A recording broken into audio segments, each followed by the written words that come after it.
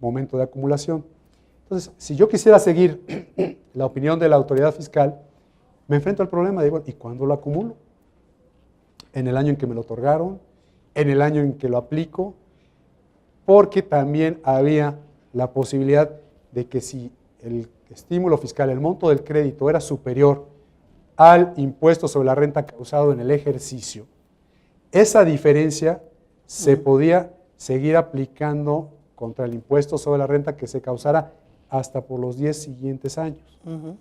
¿En qué momento o en qué proporción lo tendría que acumular? Entonces, también ahí la Suprema Corte resolvió en ese sentido. Si hubiera sido la intención del legislador que se acumulara este estímulo en particular, así lo hubiera señalado y hubiera establecido el momento de la acumulación. Al no haberse hecho así, es clara la voluntad de que no se considerara como un ingreso acumulado. Contrario al criterio normativo de la autoridad, ¿no? Sí. Que la autoridad establece que si no lo menciona el estímulo, entonces es ingreso acumulable. Así es.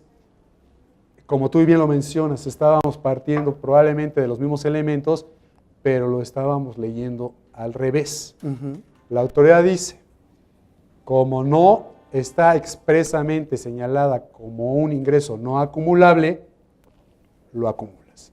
Y lo que los tribunales finalmente dijeron es, no, únicamente tendría obligación de acumularlo si así se hubiera dispuesto expresamente en la ley. Okay. Entonces, sí, la conclusión es exactamente lo contrario a lo que en su momento estableció el SAT en su criterio normativo. Gil, aquí también me llama la atención esta última parte porque si bien es cierto que fue un argumento de la Suprema Corte en el sentido de decir, bueno, si la propia disposición no establece que sea un ingreso acumulable, pues no debe serlo. Pero aún en ese estímulo, ¿crees que tengamos elementos para también pelear desde el punto de vista constitucional la no acumulación de ese estímulo a lo que es la fracción 10 del artículo 16 de la Ley de Ingresos? Ok, me estás tú planteando el caso en el que, a pesar de que la ley dice que debe acumularse el estímulo fiscal, existirían argumentos para pelearlo. Yo te diría que aquí le daríamos un giro al enfoque para esa defensa o esa posible defensa. Si nos quedamos en un plano de estricta legalidad y llevamos un asunto al Tribunal Federal de Justicia Fiscal y Administrativa, que es un tribunal de legalidad, pues ahí yo creo que serían muy pocas las posibilidades de obtener una sentencia favorable. ¿Por qué? Porque ahí el tribunal está obligado a seguir y aplicar lo que dice la ley. Esto implicaría que el enfoque de una posible defensa en cuanto a los argumentos que habría que plantearse tendrían que ser desde un punto de vista constitucional, ¿no?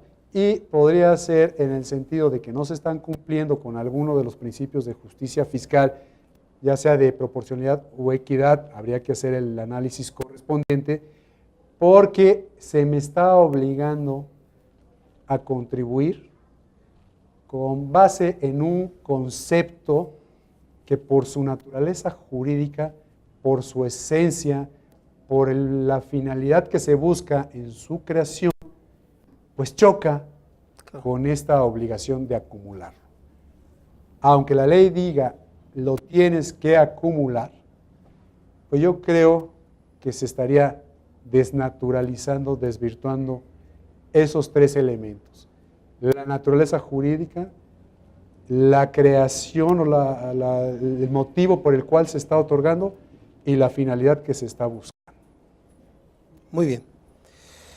Y en otro orden de ideas, Gil, también hablábamos yo te preguntaba la distinción entre subsidio y estímulo fiscal, que ya nos ilustraste en esa parte, pero te lo comentaba porque nos surgen en nuestros foros preguntas relacionadas con ese tema. En particular es el siguiente. Aquí hablábamos en relación al 219 de una situación de un crédito fiscal contra el impuesto sobre la renta causado. Pero una de las grandes dudas y controversias que hay también en la práctica, quisiera conocer tu opinión personal nada más, en relación a un subsidio cuando ese subsidio le es entregado al contribuyente. Nos platicabas en un principio que había, eso sería una de las diferencias que encontraríamos en el caso que nos planteaste y en el caso particular de subsidios. Así es, e inclusive déjame comentarte un poquito que ese fue el giro que se le dio a este estímulo por los proyectos en investigación y desarrollo de tecnología. A partir del 2009 se maneja a través del presupuesto de egresos de la Federación y se hace la entrega de los recursos directamente al contribuyente.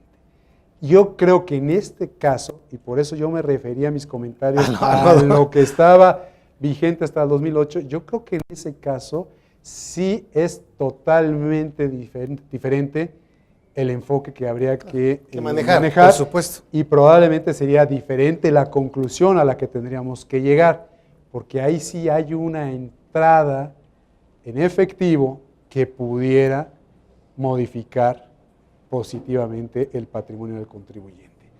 Habría que hacer el análisis respectivo, pero insisto, de entrada pudiera ser que en ese caso sí fuera un ingreso acumulable. Insisto, cuando se me entregan los recursos, que no es el caso hasta 2008, que era a través de esta posibilidad de aplicar un crédito. Sí, totalmente de acuerdo. Lo que pasa es que aquí, como tú bien comentas, hay otros elementos a considerar, porque ese estímulo pues, se debe destinar a cierto tipo de erogaciones, a cierto tipo de inversiones, que en determinado momento podrías justificar y decirme, bueno, por aquí tienes un ingreso, pero por otro lado tienes una deducción, lo que tenga que ser, ¿no? Pero yo hablaba desde el punto de vista de esa distinción, lo quise tocar, por esa distinción entre lo que tenías hasta antes de considerarlo como una cantidad que nos entregan de acuerdo al presupuesto de egresos y otra, la que nosotros acreditamos directamente, ¿no? Muy Así, distinto. Completamente distinto. Muy bien. Y otro comentario que quiero hacerte aquí, Gil, es en relación a que yo considero que esto que se peleó, se llegó a una conclusión que incluso ya la autoridad ahora reconoce, y por eso te lo quiero preguntar a ver cuál es tu opinión. En el decreto del 30 de marzo de este año, que es la compilación de algunos decretos publicados por el Ejecutivo en diversas fechas, se señala que los estímulos previstos en ese decreto no son ingresos acumulables. Así es. Con esto se viene a acabar con esta discusión. Exacto. ¿Por qué? Porque en ese decreto que se publicó el 30 de marzo de este año, se hace una recapitulación por impuestos, por régimen, por derechos, cuáles son los beneficios fiscales, cuáles son los estímulos fiscales que se pueden aplicar, que están vigentes a partir de la entrada en vigor de este decreto, que básicamente retoma varios de los estímulos que ya existían. Ahí sí llama la atención que dentro de las disposiciones comunes a todos estos estímulos, el artículo 8.2 establece expresamente que se consideran, o más bien no se consideran ingresos acumulables los estímulos y beneficios a los que se refiere este decreto. Entonces, con esto se acaba la discusión que se dio en años anteriores.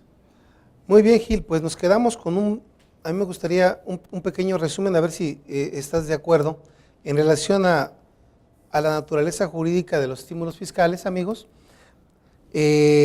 como una atribución que debe cumplir con 3 principios fundamentales, que son generalidad, temporalidad y no afectación a finanzas públicas, con la finalidad que puede ser una finalidad parafiscal o una finalidad extrafiscal. Posteriormente también llegamos a argumentar, a conocer los argumentos por parte de la autoridad y por parte de los contribuyentes en relación a esta controversia de si es considerado como ingreso acumulable o no el estímulo fiscal. Una vez vertidos esos argumentos, la Corte concluye que si no se establece en el propio decreto de estímulo fiscal que éste sea acumulable, entonces no debería ser acumulable. En principio, desde el punto de vista de legalidad, si se establece en el propio decreto, en principio sería acumulable, pero se considera que puede haber, de acuerdo a un estudio, argumentos de defensa para buscar si es o no constitucional. Esta es la parte con la que redondearíamos, Gil, desde la parte que a mí me toca, pero a mí me gustaría pasarte el micrófono para que tú nos dieras tu propia conclusión. Si quieres comentar algo adicional que no haya yo preguntado, también con mucho gusto. Perfecto, muchas gracias. Pues creo que básicamente toca los puntos importantes de los que platicamos, muy completo el resumen. Simplemente haría yo un hincapié en ese fin parafiscal o extrafiscal, que dependiendo del estímulo que se trate, es diversa la actividad que se está tratando de apoyar por parte del gobierno como rector del desarrollo nacional, por un lado. Por el otro lado, yo comentaría simplemente dos aspectos que, si bien ya dijimos que se termina la discusión a partir de la publicación y entrada en vigor de este decreto del 30 de marzo del 2012, pues continúa la discusión respecto de los casos que se dieron con anterioridad. Okay. Entonces, aquellos contribuyentes que en su momento fueron objeto de una revisión y como consecuencia de esa revisión se les obligó a acumular este ingreso, pues me parece que tienen buenas posibilidades de obtener una sentencia favorable en sus litigios. Y por otro lado, hay contribuyentes que en su momento consideraron este estímulo fiscal como un ingreso acumulable. Con base en lo que están resolviendo los tribunales, se da uno cuenta que no era un ingreso acumulable, pudiera existir la posibilidad de solicitar su devolución. ¿No? Obviamente, si la autoridad llega a negar esa devolución, pues tiene a salvo las posibilidades de hacer valer medios de defensa, concretamente un juicio de nulidad ante el Tribunal Federal de Justicia Fiscal y Administrativa, en la que probablemente utilizando los razonamientos que ya se contemplan en el precedente de la primera sala de la Suprema Corte de Justicia de la Nación, pudiera tener un juicio exitoso.